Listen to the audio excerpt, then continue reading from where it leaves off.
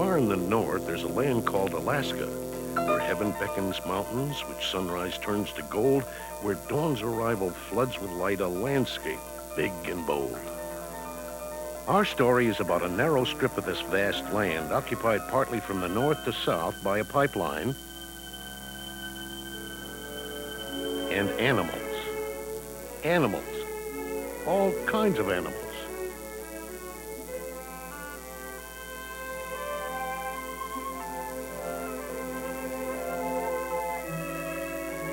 Animals large and animals small. Animals short and animals tall. Animals some of us never have seen. Some of them gentle, some of them mean. Well, sometimes mean.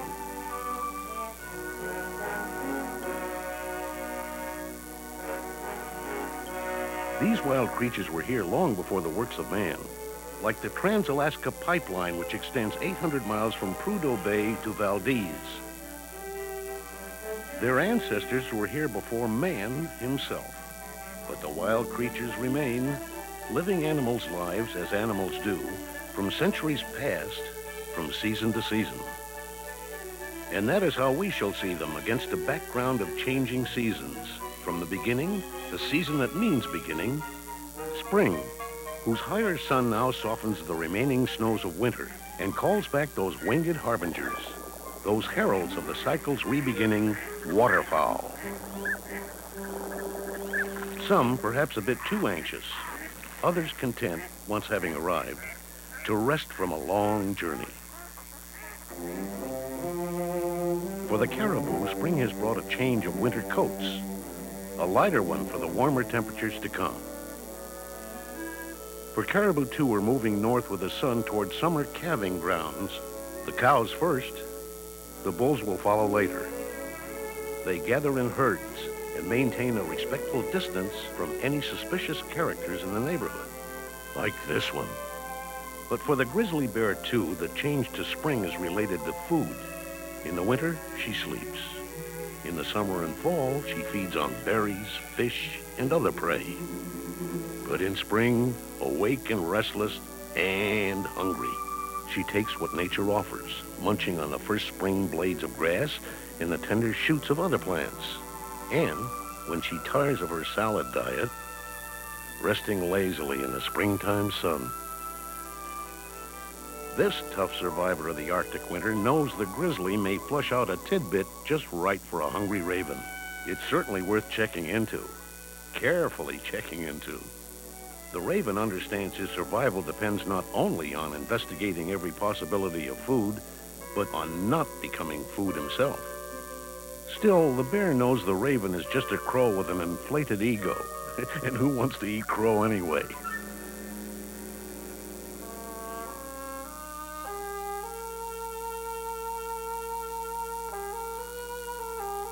These rocky Arctic slopes appear lifeless, even incapable of supporting life. But Dall sheep cling to these mountainsides and find a living here. For the sheep, the changes of spring bring a new zest to life in the high meadows. The ewes and yearlings find better feeding on the lower slopes. But the rams stay high up, apart from the rest of the herd, aloof and elusive. Sheep prefer to stay near the rocky cliffs and outcroppings because they can easily outmaneuver any predator in this rugged terrain.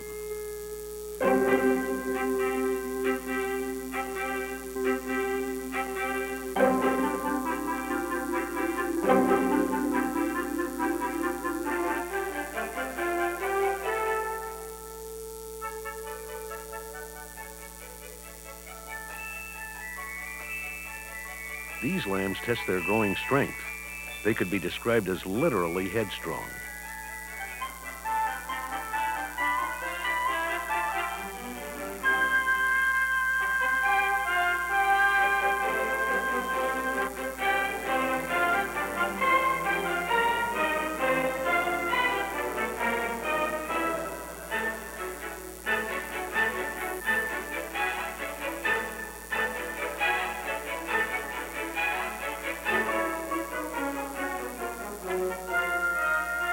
The years have washed over these mountains as numerous as raindrops from a summer shower. But life here in the high Arctic remains unchanged.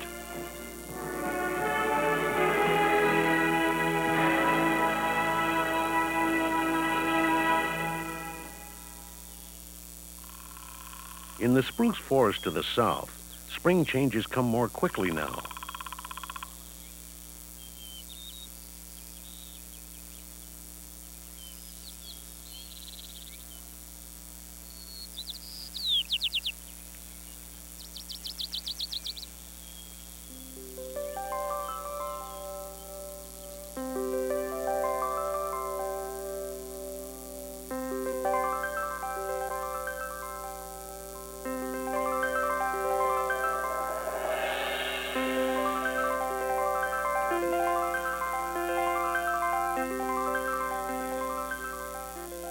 Like the rapidly changing flight of the bird of prey or the flock of phalaropes, the land too is constantly changing.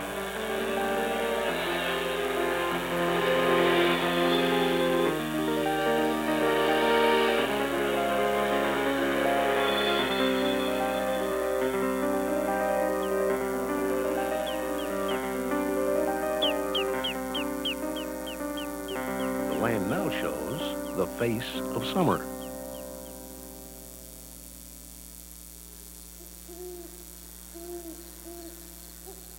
But this is a face only a mother could love, and she thinks it's splendid.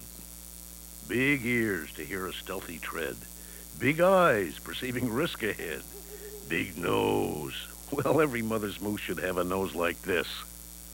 The long legs are a little shaky now, but getting better with practice. The mother, having just given birth, craves salts from this natural mineral lake on the forest floor. On the highest branch, typically, a golden eagle rests before flight.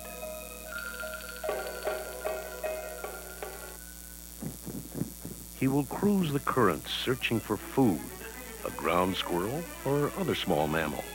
But the eagle is a lone hunter. He is not looking for airborne company.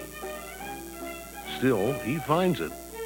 His noisy neighbors, irate at this invasion of their airspace, join him for the animal world's version of an aerial dogfight. Because they are smaller and more maneuverable, the ravens are safe. But should one of them come within the range of the eagle's talons when he rolls over on his back, it would be for that raven nevermore.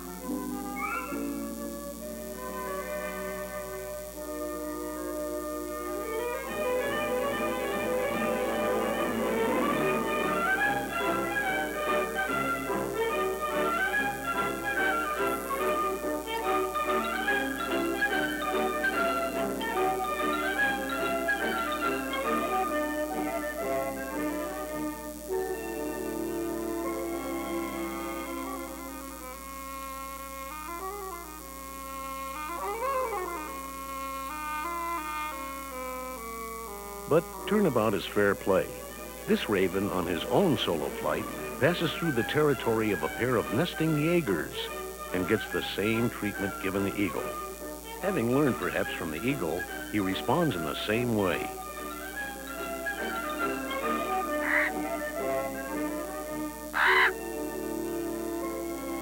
And then reports his encounter to the neighborhood council. Perhaps the raven version of a council of war. They did. Just wait till we get those Jaegers.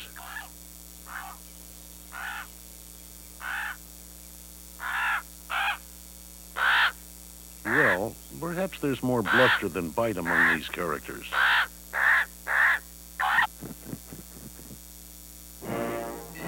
This grizzly, like the eagle, is looking for a ground squirrel. She is well into summer feeding, and life is just one continuous meal from sunup to sundown. So the scent of a ground squirrel is more than she can bear.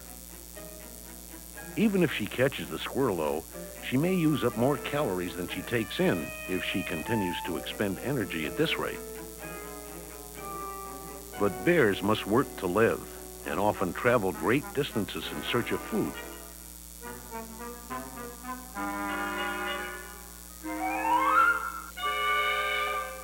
They rarely pause to rest. Well, not very often.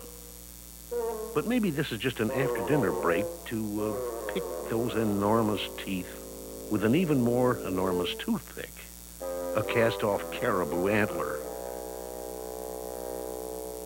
and to just stretch out and scratch.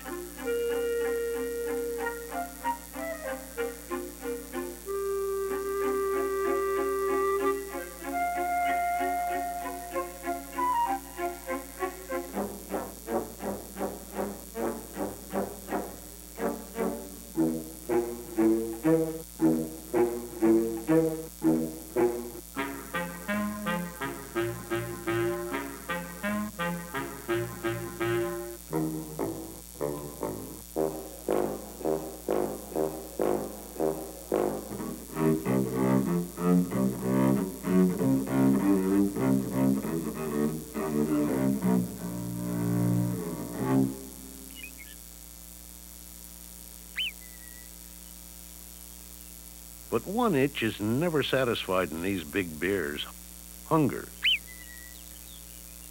This time, a marmot is the intended main course.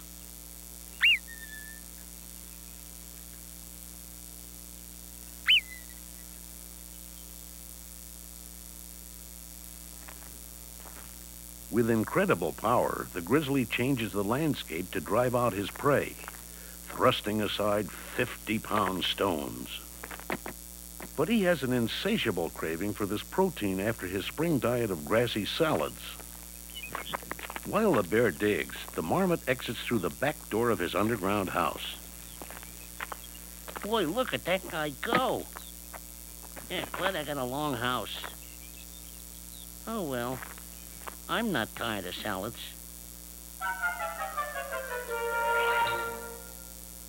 Another small animal of the tundra at 2 ounces is the tundra vole. He spends his entire life looking up at everything but his feet. Even the dwarf Arctic flowers seem like trees to him. Other creatures look down on the vole, including the long-tailed jaeger.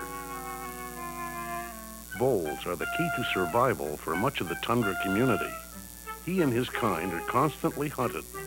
Foxes, eagles, owls, even bears relish this tiny little treat.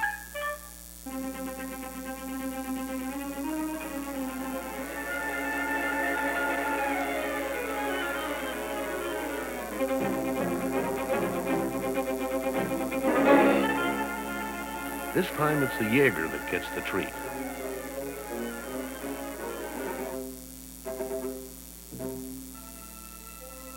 The red fox, too, carries voles to his hungry kits. But soon this'll change. Soon his youngsters must learn to hunt for themselves.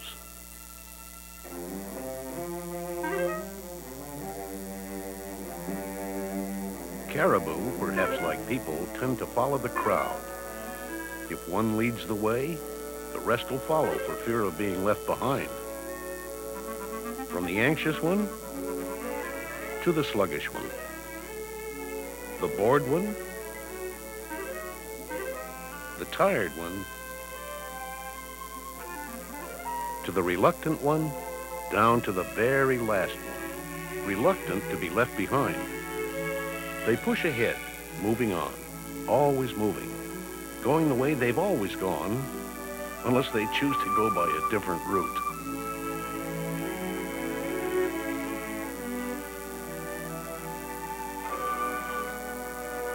By late July, the herds have broken up. The caribou may appear singly, their velvet-covered antlers almost fully formed. But now other herds appear, or hordes to be more precise. Mosquitoes, black flies, and warble flies that darken the air. They torment the caribou, providing yet another incentive to keep moving. In some years, the insects may be so numerous that the caribou lose up to a quart of blood a week to their bites. Who wouldn't run for higher ground, where even a gentle breeze may offer some relief?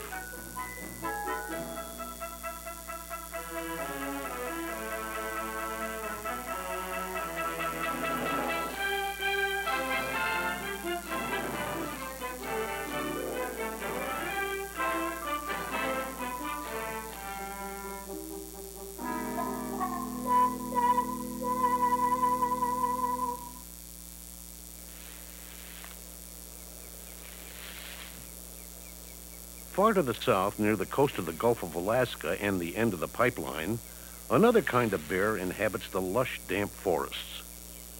There's no summer vacation for these black bear cubs. Mom has them firmly in tow, and class is definitely in session. Playing hooky is not allowed. She's an affectionate mother, and he's been an obedient little cub. Today's class is in watchfulness and caution, although the only natural predator she fears for her cubs is another bear.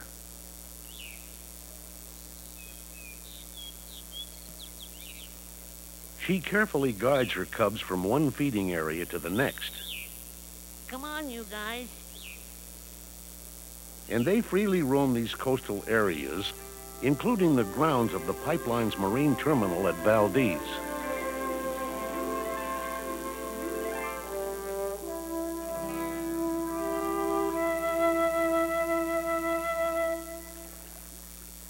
Another coastal mammal here is the sea otter. Even though he spends his entire life in the water, this fellow seems to feel the need of a bath. So he cleans his fur thoroughly. His coat must be kept absolutely clean.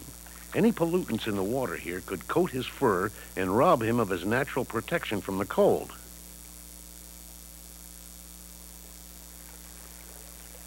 When this pair has a youngster, it'll be born in the water, even sleeping there, because sea otters are equipped to sleep comfortably afloat. And we thought we invented water beds. Otters feed on snails, clams, sea urchins, and crab, and they must eat as much as 25% of their weight each day to maintain their body warmth. Now summer green gives way to autumn, as new colors inflame the forest and new sounds fill the air.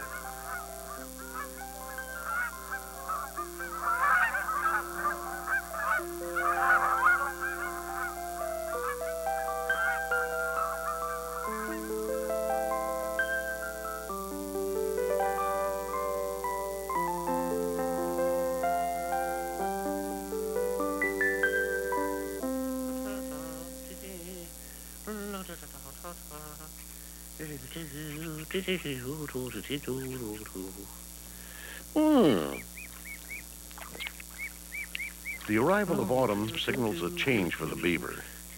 He has been a placid observer of the hectic activities of others during the spring and summer. His own life in those seasons has involved only some minor repairs to his dams, but now he is seized with a renewed and determined vigor. With the coming of autumn, he must restock his food supply.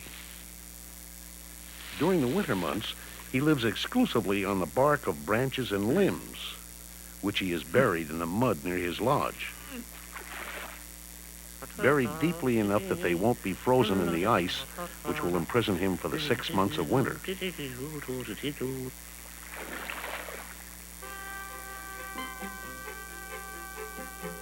On a rocky slope overlooking the Beaver's Valley lives the pika.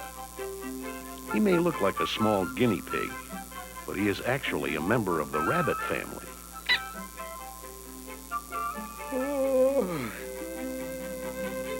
He lives in this jumble of boulders and rocks the year round, eating any kind of vegetable matter that grows close to his protective rocks. He won't stray very far from these rocks where he was born. He doesn't hibernate, so like the beaver, he must collect a food supply to see him through 6 months of survival beneath a winter mantle of snow. But winter is yet to come.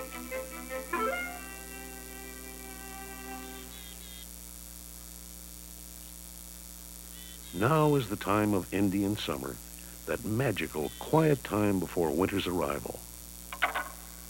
But in the early dawn of this day, the quiet is broken by the harsh sounds of battle. It is still early in the season of rut for these bull moose, and the fighting is not as serious as it later will become. For each bull, these early season fights are primarily for the testing of strength. Testing, for each one, his own strength, as well as that of potential opponents. But when the cows are ready for mating, the fights will become vicious. Then, a bull may be injured seriously, or even killed. For now, the encounters often end by mutual consent, with little harm done. The gray jay ignores the commotion, unconcerned by the battles of others.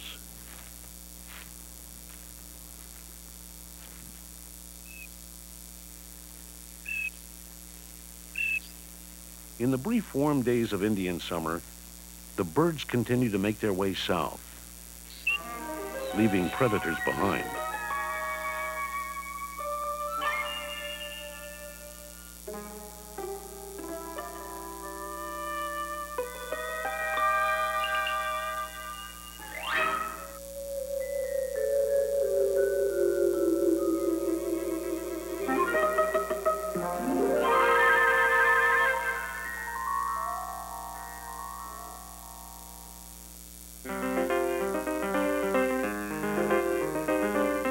Musk ox is one of the few animals in this changing land which has remained unchanged since the time of the prehistoric mastodon.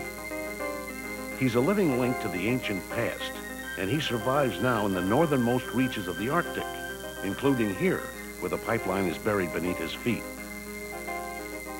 The bulls are cautious and watchful. The cow trying to persuade her calf that the youngster really is on his own now. With a heavy coat that looks like a shaggy skirt, these animals are truly equipped to survive the brutal cold of the approaching Arctic winter.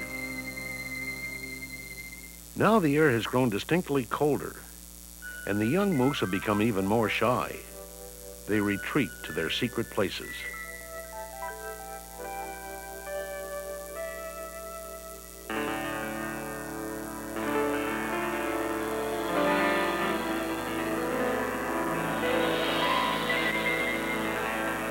The placid days of Indian summer are now displaced by threatening snow and waning light. The summer birds are gone.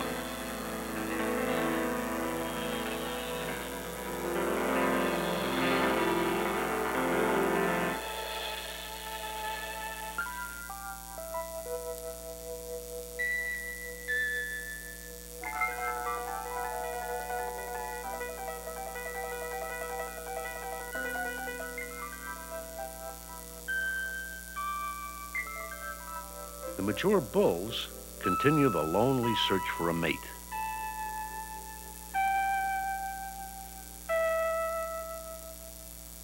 The caribou accept the return of winter calmly, as does the red fox, who will remain here all winter.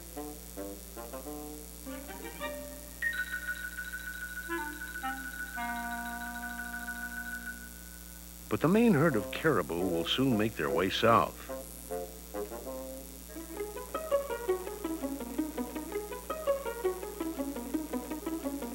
The red fox is persistent, whether searching for a mouse or a louse.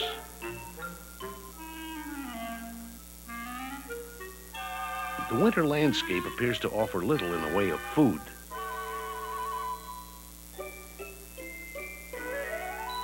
But beneath the snow, still active, are the voles and lemmings on which he feeds. So the raven focuses his attention on the foxes, now that the bears are hibernating, hoping a fox will find something he can scavenge. It'll be a difficult time for the raven. Food is not easy for the fox to find either, and when opportunity knocks, he jumps at the chance.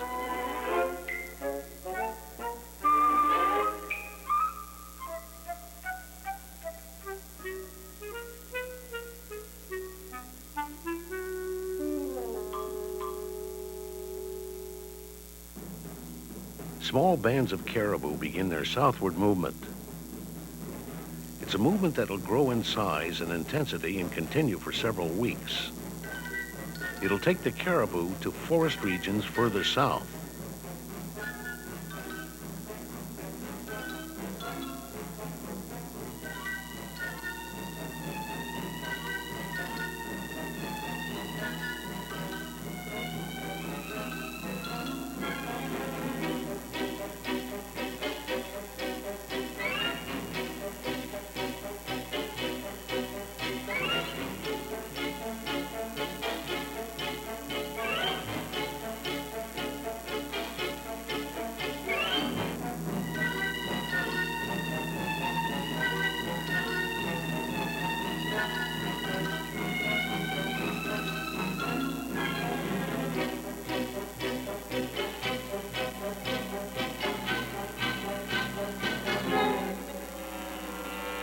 Once again, we come to the end of a cycle, season following season, and all await the inevitable renewal, the end of the long winter nights, and the reawakening of spring.